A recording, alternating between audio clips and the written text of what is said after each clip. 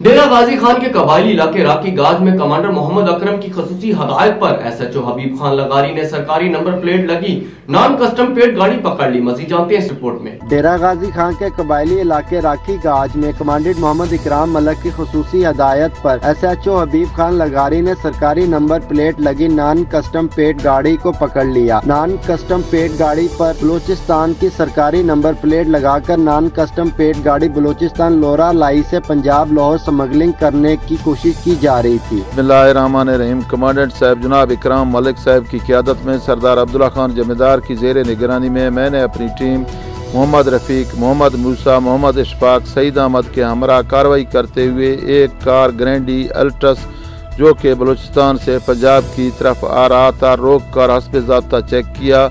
Car में सरकारी number plate लगे हुए थे जिसको मौसमी गुल अकबर ड्राइव कर रहा था। कार नॉन कस्टम पेड पाया गया जो कि लोरा लाई बलूचिस्तान से लाहौर स्मगलिंग करने की कोशिश कर रहा था। कानूनी प्रोसेस मुकम्मल होने के बाद आज बाकायदा कस्टम हुकाम के हवाले किया जा रहा है। कार की कीमत लाखों रुपए में बतलाई जाती है। कमांडेंट साहब जनाब इकराम मलिक साहब की क़यादत में स्मगलिंग के खिलाफ ऐसी कार्रवाइयाँ इंशाअल्लाह रोज़ ब रोज़ जारी रहेंगी।